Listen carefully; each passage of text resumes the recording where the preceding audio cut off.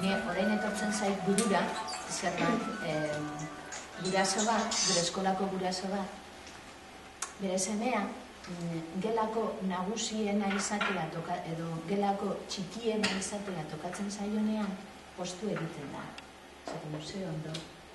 Aurten, bera baino nagusiagoak diren umeekin, laster igualki joko eta zelango lotxa. Bai, oia, eske daukagu trasto hori daukagu hor barruan eta gogoratu ez dugu egiten daukagunik, ezta? Eta gero, klaro, joten duenean, baina, bueno, lasai egon, Hori, zaten dizuen, guraso hau postu egiten dela bere semea eskolako edo gelako txikiena izatea tokatzen zaionean. Betik esaten du, ze ondo, aurten, bera baino nagusiagoa egongo denez gelan zenbat ikasiko.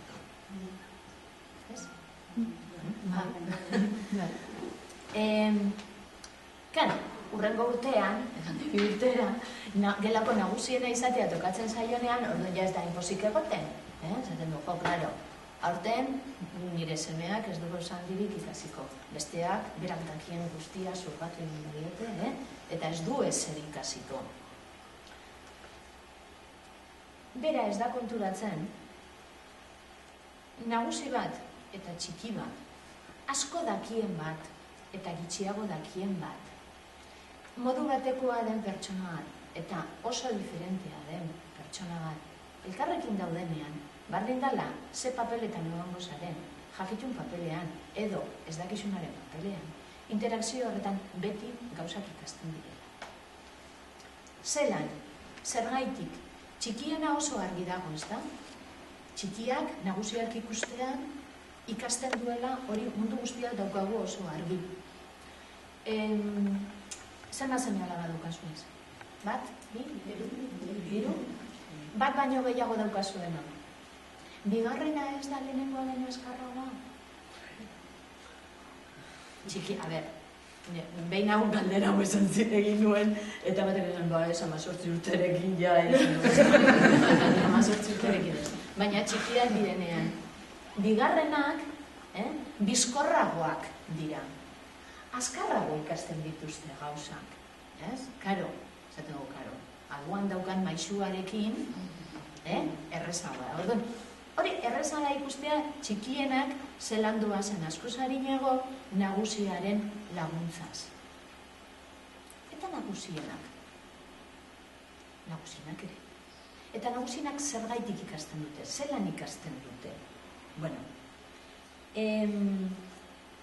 nagusi batek, txiki bati zerbait azaldu behar dionean. Eta hau eskolan askotan gertatzen da. Lagundu behar izatea, azalpenak eman behar izatea, hitz egitea. Hori dana, nagusi batek txiki bati kontatu egiten dionean, edo azaldu egiten dionean, zelan egin behar duen lan bat, edo zein gauza, nagusia ikasten dago, bere pentsamendua antolatu egin behar duelako, bera baino txikiagoa den, edo bera baino apurtxo bat gitxiago dakien pertsona horrek, berak azaldu nahi dituen gauza guztiak ondo ulertzeko. Bere pentsamendua antolatu egin behar du, baina hori danok egin behar du, ezta? Baina zer gertatzen da, batzutan txikiak ez diola ulertzen.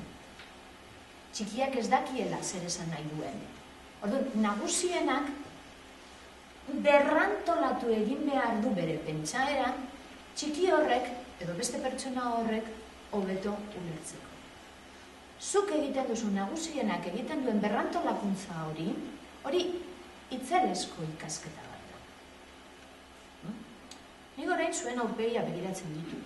Eta zuen aurpegiaren arabera, nik dakit zuak ulertzen bai da zuen ala ez. Nik aurpegi ikusten dut, bai, bueno, argi azaltzen ari naiz, edo argi azaltzen dut nik buruan daukadana. Baina ikusten badut aurpegi bat esaten duena, ez, nik hori, nik behartuta nago, nik dakidan hori beste modu batera azaltzen. Ez aizu zuei askotan gertatu, gauza bat oso argi euki, nik hau badakit, nik hau edozein ni azalduko nioke, edozein ni esango nioke zelan egiten dan, edo zer nahi dudan, edo zelan joan behar. Eta hitzak hitz egiten hasten zaretenean, ikusten duzu, zelan esango nizuke nik hau, askotan gertatzen da hori, ez da? Orduan, karo, behartu egiten zaitu, zure ideia berriro antolatzen. Zelan azalduko dio nire buruti pasatzen den hori? Entzulearen zatez, baina hori esaten dagoenaren zat, ikasketa handi bat da. Eta hori gure eskoletan, behin eta berriro gertatzen da.